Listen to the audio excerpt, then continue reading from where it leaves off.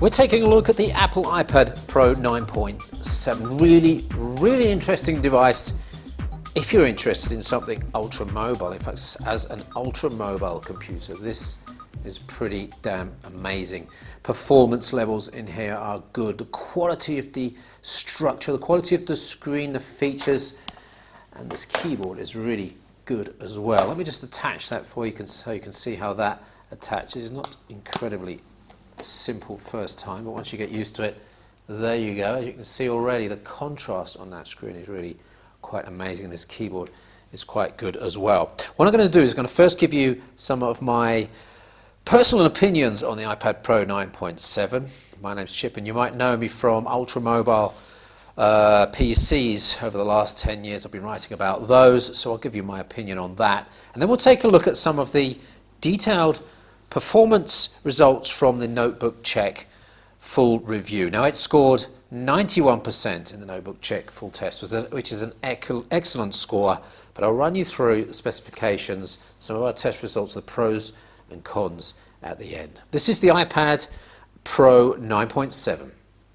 So let me tell you which version we've got here. We've actually got the LTE version with the 256 gig SSD inside. The SSD is incredibly fast. It's really as fast as some of the fastest Ultrabooks out there. So you will not have any problems with storage speed on this. Although having said that, the 32 gig version does have a slightly different storage module in it. It's a little bit slower.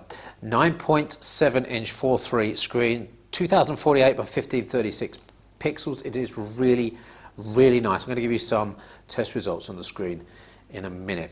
Obviously, 4.3 screen gives you some nice options for hand holding and reading documents. Obviously, watching films in that 16:9 format means you'll have some black bars top and bottom.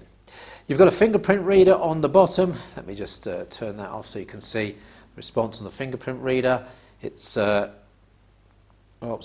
press and then the fingerprint reader on that.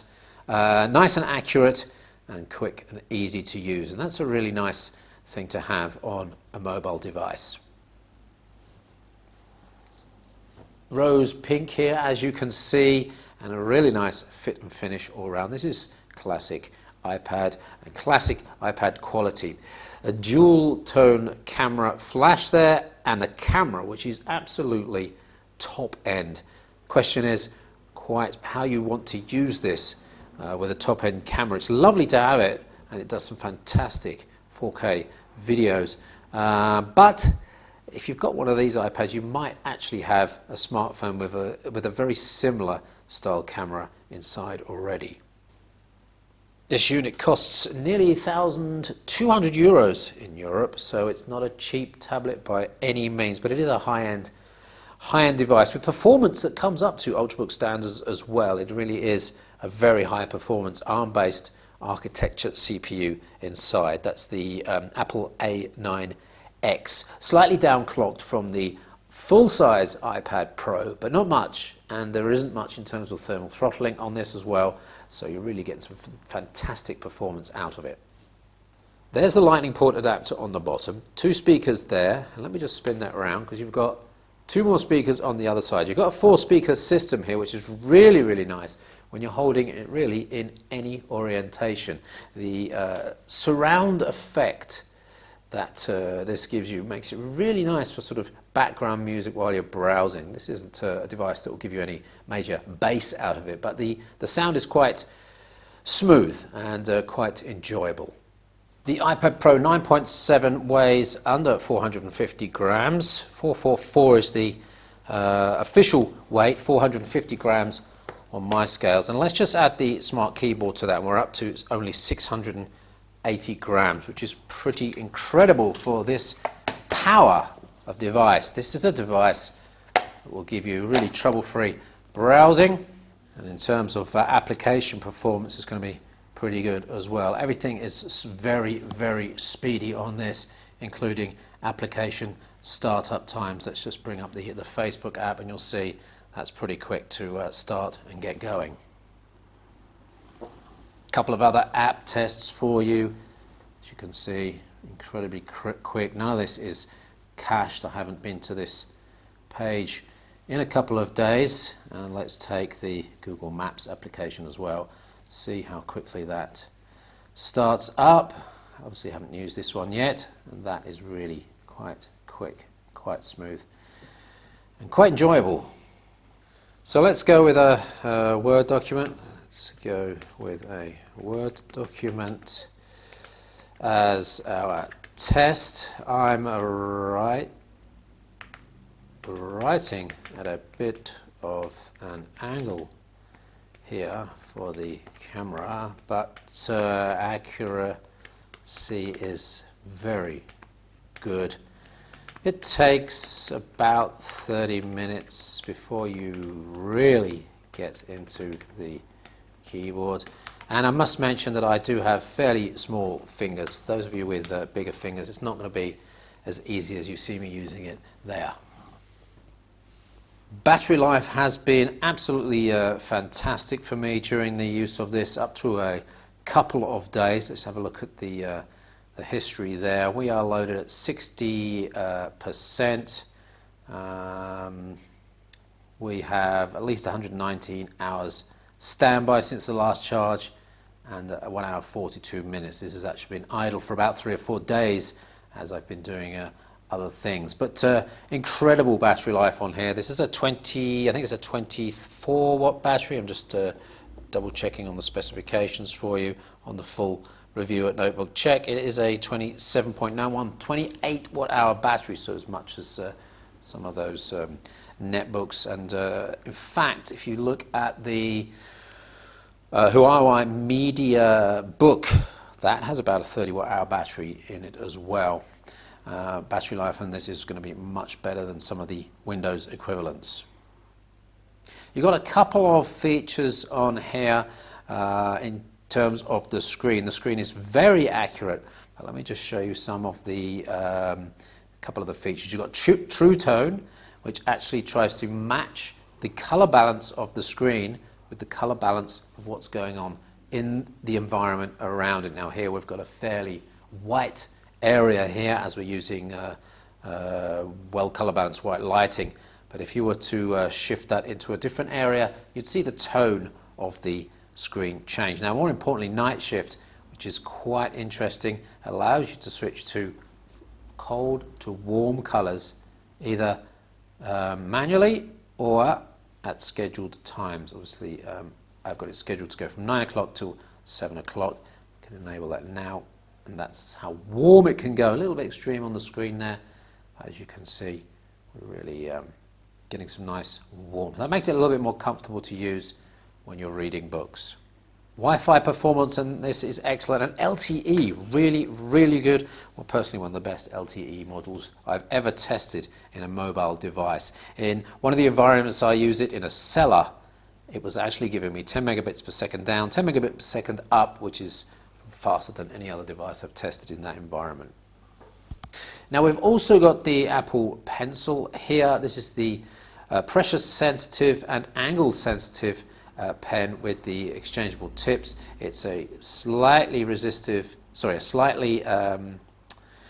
friction tip, so it's got a slight bit of friction, and it makes it feel really nice in terms of usage. Let's get to OneNote, and you can actually, if we need to, we just need to switch to a pen here, and then we can, let's get to a marker pen. You can see that we can actually do some nice stuff in terms of angled use of the pen, palm projection, really smooth, quick, follows the pen nicely, goes to the edge as well. Let's just test it here. Actually, we're actually going right to the edge, and it's actually pushing the screen a little bit further, but it is going right to the edge, and it's actually working quite nicely there.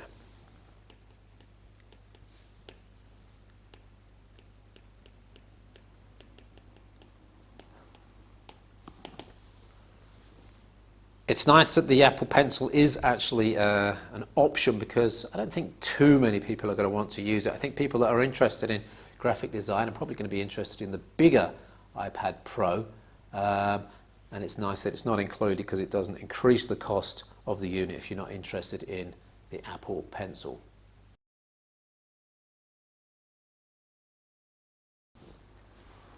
So let me give you some details on that amazing screen there. In our lab test results, here you can see 523 center brightness with an average of about 500 across the screen.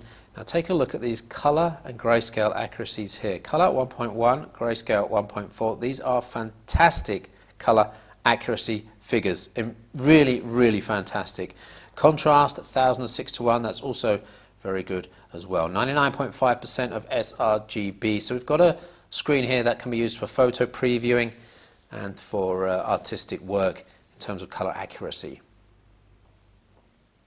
Take a look at the full review where you can see all the Cowman color checker results, some outdoor tests and comparison table between the iPad Pro 9.7 and a number of other devices. Just want to highlight that the iPad Pro 9.7 is slightly more bright than the iPad Pro 12.9.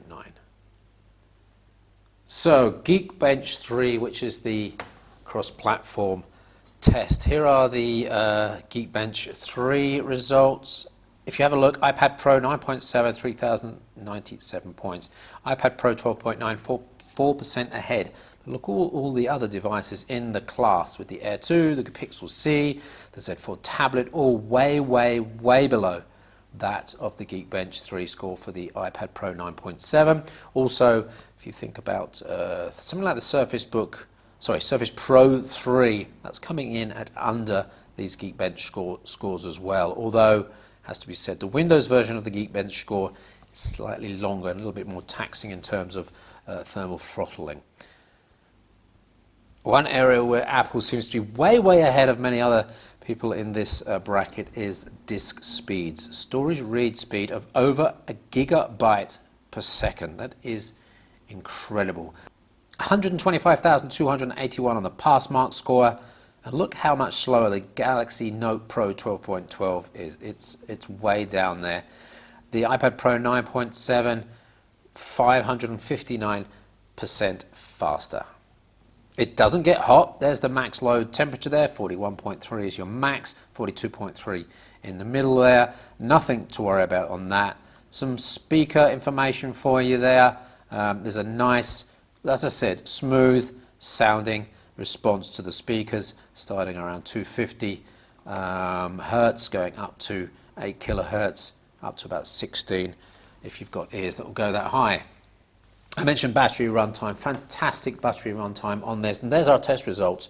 Idle, min brightness without Wi-Fi, 30 hours, 15 minutes, but Wi-Fi surfing, nearly 13 hours of Wi-Fi surfing in our test, the Big Buck Bunny video, 1080p at 150 nits, nearly 12 hours, so that's really amazing battery life from the iPad Pro 9.7.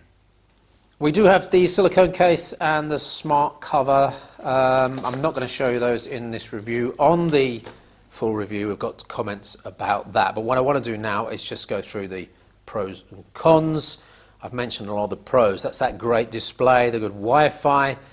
And what I didn't mention is, although there's an LTE module in here, it's able to support 2 SIM cards. There's one embedded SIM from Apple, which uses its partners' services to offer you short-term and long-term LTE contracts in your locality and when you're roaming. That's quite interesting. Here we get an offer from Telecom in Germany. Also, you're able to put your own nano SIM card in the side here for your own contract. So that's a really nice dual option on the LTE, but the LTE performance is really good. Our GPS module test was very positive. Good speakers I've mentioned, battery runtimes and that fast SoC. Obviously a very stylish and well-built device as well. It does have NFC, but it's only for Apple Pay, and the power adapter is just a little bit, maybe a little bit too weak and underpowered. It gets very hot when charging. The 32 gig storage version is slower, and there's no quick charge on this. So you get long loading times on the battery, and of course, the high price.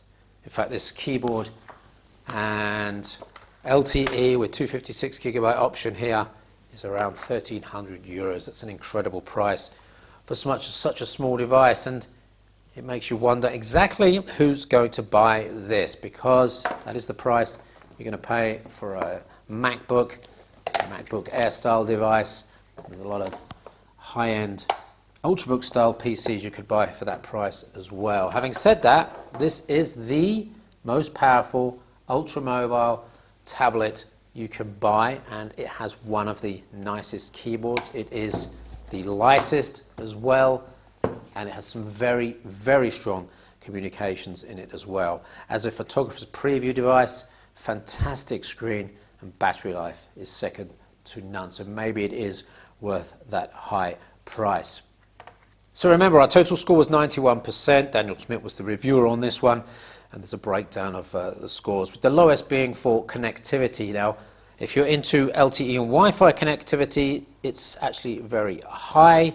If you're looking for things like USB, SD card slots, you're not going to have those on this device. You'll have to be buying your adapters, and that's why it's scored so low. Everything else, very high scores there. Look at application performance, 94%, and that keyboard we gave 95%. I agree, I think it's a fantastic keyboard, one of the best mobile keyboards out there. So that's the Apple iPad Pro 9.7. Full review at notebookcheck.com, notebookcheck.net for the English version. Thanks for watching. We hope to see you on another Notebook Check Tech Review.